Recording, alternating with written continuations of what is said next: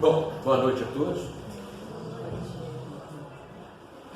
Queria agradecer o convite para estar aqui. É um exagero, obviamente, nós somos clássico, moderno, né? Mas viu? Está vendo? Bom, a primeira coisa que eu queria fazer é o seguinte: um elogio a esses dois aqui, especificamente. Por quê? Porque eu acho que a publicação desse livro e a tentativa de trazer o Rosa Valon para a nossa discussão, especialmente com a democracia inacabada, mas outros também, ela é de extrema importância no momento que nós estamos vivendo. E eu vou tentar explicar um pouco por quê.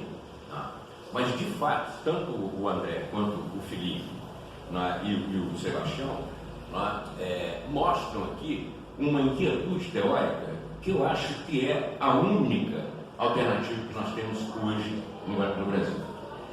De forma bastante epigramática, ou resumida, o que eu quero dizer é o seguinte: a nossa maneira de pensar o Brasil acabou.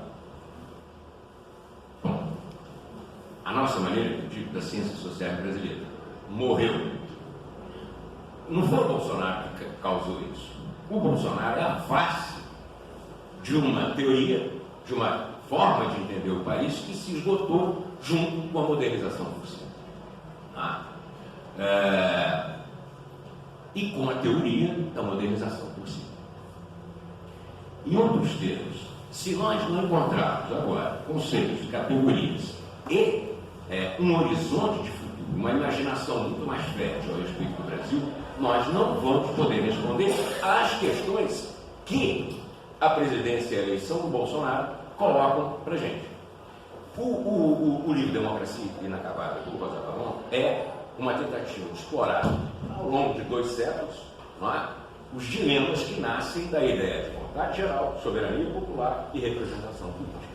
Ou seja, e as várias respostas que a França ofereceu ao longo da sua história para os dilemas próprios da democracia entendida como um experimento que ao mesmo tempo provoca desencantamento e experimentação contínua.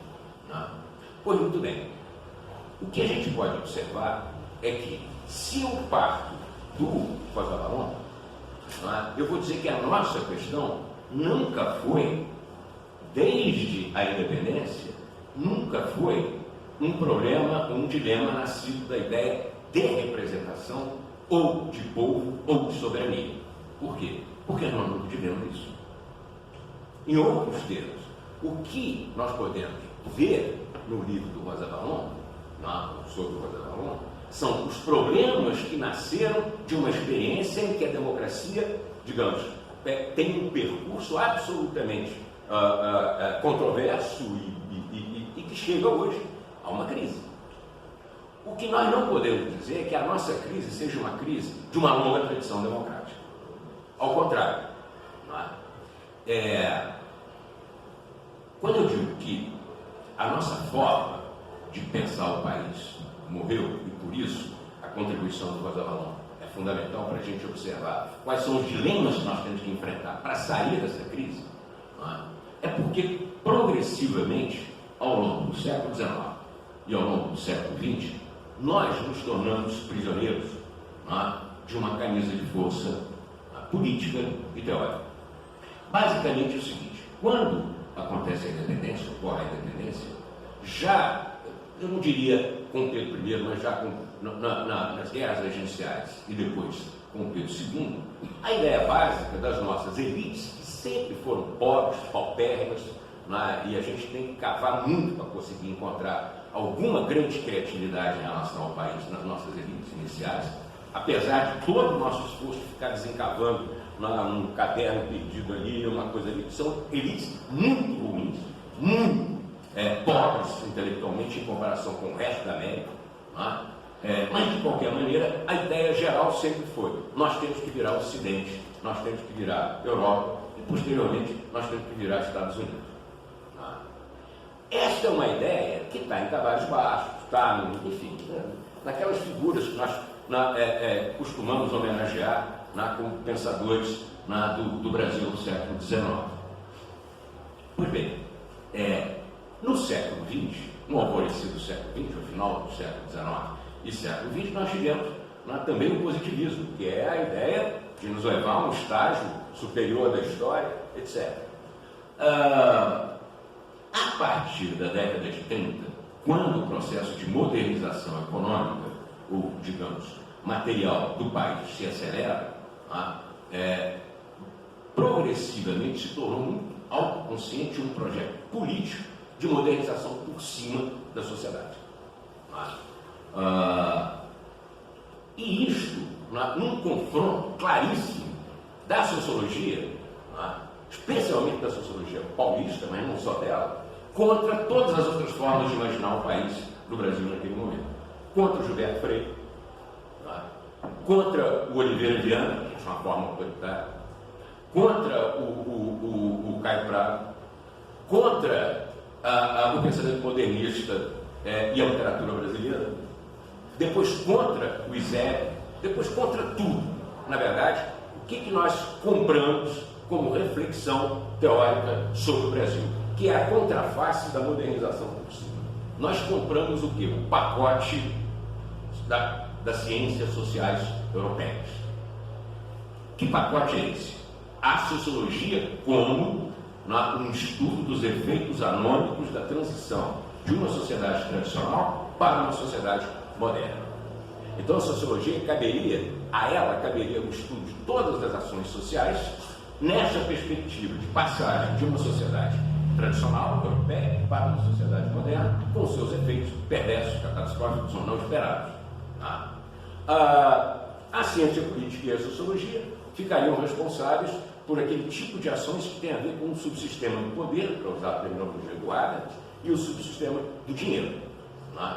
E a economia, é claro, com o subsistema do dinheiro, e a ciência política com o sistema do poder. E a antropologia também, com todas as ações sociais como seu objetivo, mas com uma diferença em relação à sociologia. A sociologia é uma ciência talhada, tal como a economia, para perceber um processo de modernidade como de racionalização da vida. Então, a ideia da ação racional, ela é dominante e ela é que serve de modelo para a determinação de todas as outras ações sociais. Vê, claramente, vê. Muito bem.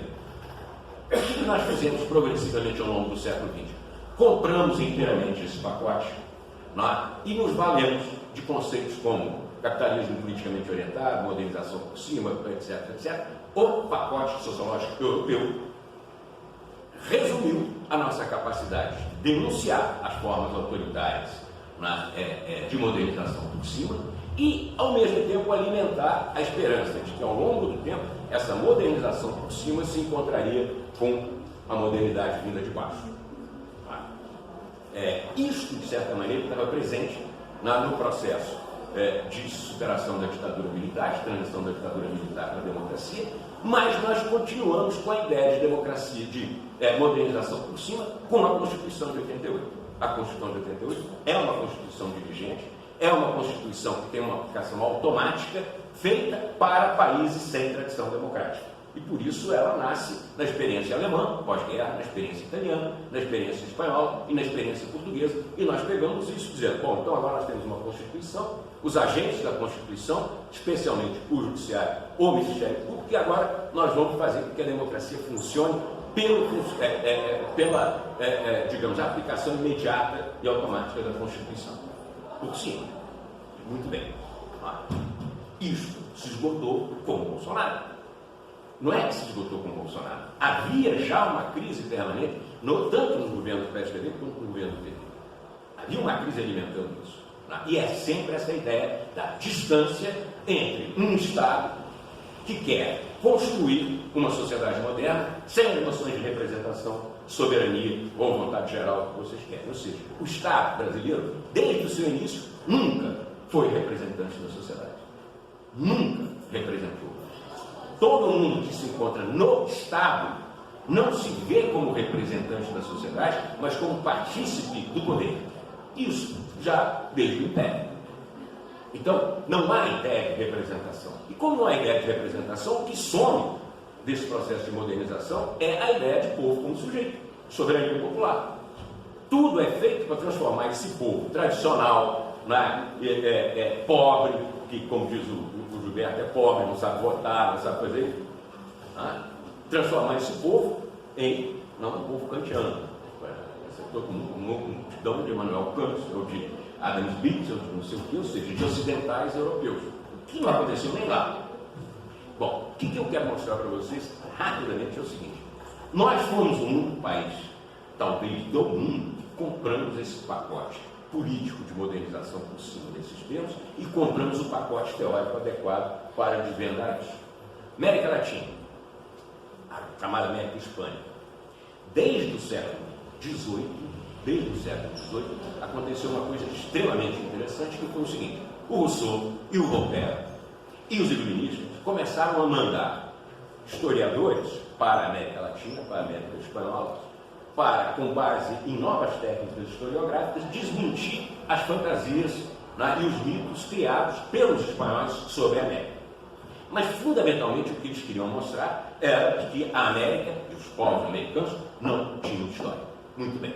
Chegaram aqui, fizeram as pesquisas todas, não vieram ao Brasil, só foram lá para cá, e chegaram à conclusão seguinte: que ou a América tinha emergido recentemente dos oceanos, ou tinha sido vítima de grandes convulsões geológicas, de tal maneira que os povos que aqui moravam, né, tinham um caráter dúbio, ambíguo, afeminado, não gostavam de trabalhar essas coisas. Ou seja, de uma penada você condena os indígenas, condena os crioulos, condena todo mundo na América a povos sem história, sem significado.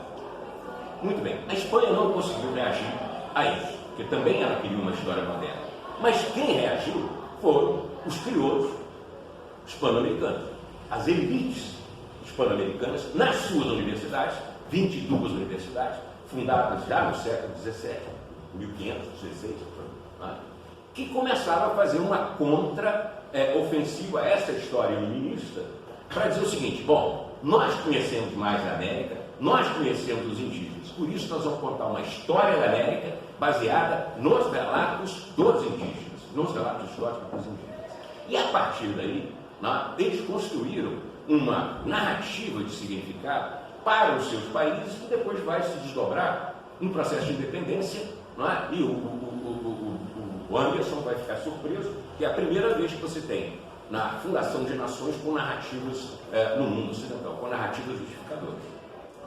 E ao longo do século XIX nós temos todo o desenvolvimento da filosofia, Alberti e outros, movimentos como o do Rodó, como o arianismo, o raça cósmica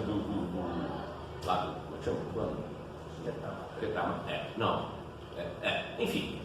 E a reflexão contemporânea sobre decolonização, do Walter Mignot, do próprio Canizares Guerra, que escreve esse livro, Como Contar a História da América Latina. E eu quero dizer para vocês: a história, a reflexão destes países sobre si mesmos dispensa a Europa e é contra a Europa, contra os modelitos da Europa. Há uma animosidade enorme em relação a estes padrões que nós julgamos perfeitos.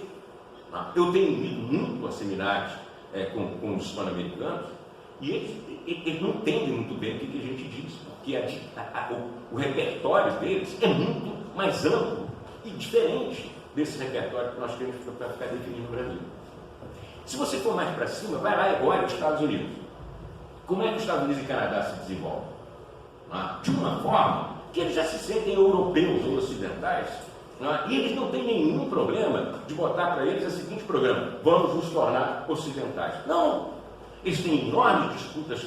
Nasce a coisa nos Estados Unidos, a migração, com o Barrow, baseado no Robert Fillmore, depois grandes disputas teológicas, depois, enfim, a mudança no século XVIII, com a influência do Locke, que vai resultar na Constituição e nas guerras de independência. Depois disso você tem outras disputas. No século XIX tem o nascimento do pragmatismo. As universidades americanas abandonam o modelo alemão e põem dentro do campus os industriais e os camponeses e criam uma outra sociedade. No século XX eles criam a escola de Chicago, que é uma referência mundial, sem, veja, sem a tradição clássica, não é? Que só chega aos Estados Unidos com uma tradução em 1947, em que o Talcott Parsons faz uma tradução de alguns textos do Weber e critica o Weber, dizendo: isso aqui não dá para entender, os Estados Unidos não dá para entender dessa maneira, não. Então, veja, na América, nós compramos tanto o pacote político quanto o pacote teórico para explicar. O resultado é que hoje nós estamos numa situação seguinte: morreu digamos, a forma política da modernização por cima, porque nós não conseguimos resolver, neste ponto, as questões que eu mencionei e que são centrais para o Rosa Valon: as questões do povo, a questão da soberania, a questão da representação. Veja, a adoção desse modelo de transição de uma sociedade tradicional para a moderna ela tem três grandes defeitos. Primeiro, ela obscurece o passado, congela o nosso passado, os 4 séculos ou os 3, se vocês quiserem, do período colonial, que é a aventura talvez a mais violenta, mas a menos controlada e a mais experimental de todas as aventuras humanas no mundo moderno. Não tem paralelo no mundo, porque Portugal não controlava porcaria nenhuma do que acontecia aqui. É uma sociedade extremamente rica, mas que foi congelada, foi reduzida a ser uma sociedade tradicional sem significado. A nossa sociologia não tem alcance histórico. Aqui o Rosa Valon reclama para a gente poder começar a pensar de fato o que isso faz. Segundo, este modelo, se ele capta bem, eu não estou destruindo a sociologia brasileira, eu sou o G7, quero ser o G7, entendeu? Ela não percebe algo fundamental para países como o Brasil, ou para países africanos, ou para países asiáticos, ou mesmo latino-americanos. A tentativa de modernização produz um dano fundamental para o povo, para a tradição, para o que eu chamo de linguagem dos afetos, ou para os costumes, ou para as formas de vida do povo.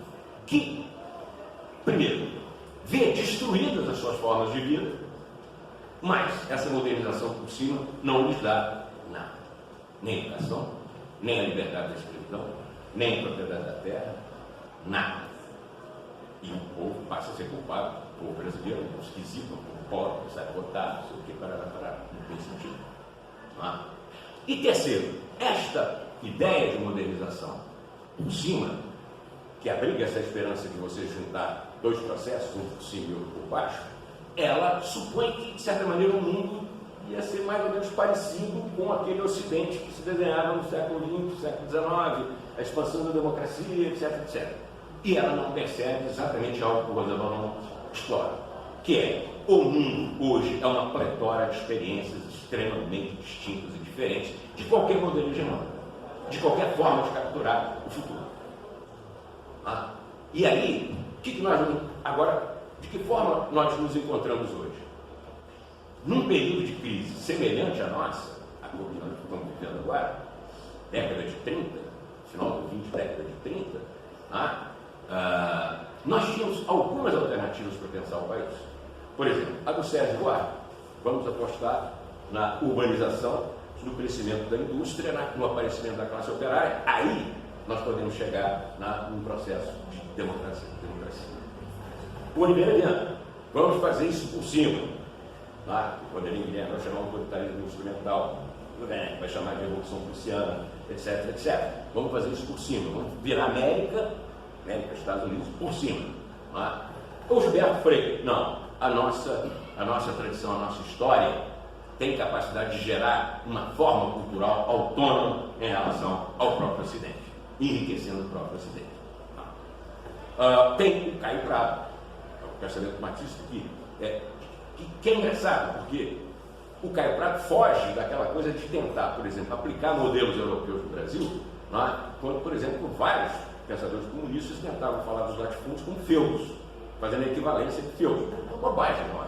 O Caio Prado não cai nessa, mas cai em outra, que é o negócio dos ciclos econômicos, que é uma bobagem. Aqui não tem. Hoje, se você ler o Jorge Caldeira, você vai ver que o Brasil era muito mais rico que Portugal, muito mais complexo. Se olhar as cidades de Minas Gerais, foram feitas por uma multidão, e não foram feitas pela coroa, nem por ordens religiosas, você começa a olhar e dizer: pô, aquele passado era muito mais rico do que nós podemos imaginar. Não é? Então, ou seja, mas nós tínhamos alternativas, e tinha alternativa dada por uma literatura absolutamente generosa, que teve até um efeito impressionante. Foi ela que, a nossa literatura do século XX, que fez nascer um pensamento nacional, uma literatura nacional no mundo africano de língua portuguesa. O Mia Couto, por exemplo, só para dar um exemplo, o Mia Couto tem um irmão que chama Jorge e o outro chama Amado. Por quê? Pela influência da literatura brasileira, lá na forma de pensar o país, na generosidade, e a literatura que tratou o povo muito melhor do que depois todas as nossas teorias sociológicas. Eu não estou tirando o valor da sociologia, não estou reduzindo na sociologia a um puro engano, não se trata disso, mas trata-se de dizer o seguinte: hoje, nós não temos instrumentos, categorias e horizontes para pensar o país com base na própria teoria da modernização. Porque ela deixa escapar o passado, deixa escapar a ferida por baixo que existe e deixa escapar as possibilidades do futuro. Daí a importância de um livro ou de uma reflexão como a que busca incorporar Rosa Valon e outros, para a gente expandir o nosso horizonte, criar uma imaginação do país diferente da que está aí. Porque o que o Bolsonaro faz quando ele diz assim, eu sou a encarnação do povo, o que ele está botando em xeque é a forma de representação do poder, do soberano, do sujeito, de quem manda no país. O discurso tosco dele põe a nu todos esses dilemas e problemas que nós não resolvemos satisfatoriamente ao longo dos 2 séculos. Se a teoria da modernização deve ser sacrificada com todos os meus amigos e comigo mesmo, que seja, mas o que nós temos que fazer é pensar de uma maneira diferente dessa que nós pensamos até agora. A sociedade brasileira sempre escapou pelos dedos da sociologia. O que não quer dizer, ou pelas ciências sociais, o que não quer dizer que as ciências sociais foi um empreendimento irrelevante. Não foi. Mas agora nós temos que dar um outro passo, além dos limites que estão escritos nesse tipo de reflexão. Daí Rosa Valon e o meu elogio a esses dois pela inquietude teórica, porque essa é a única atitude que nós podemos ter agora.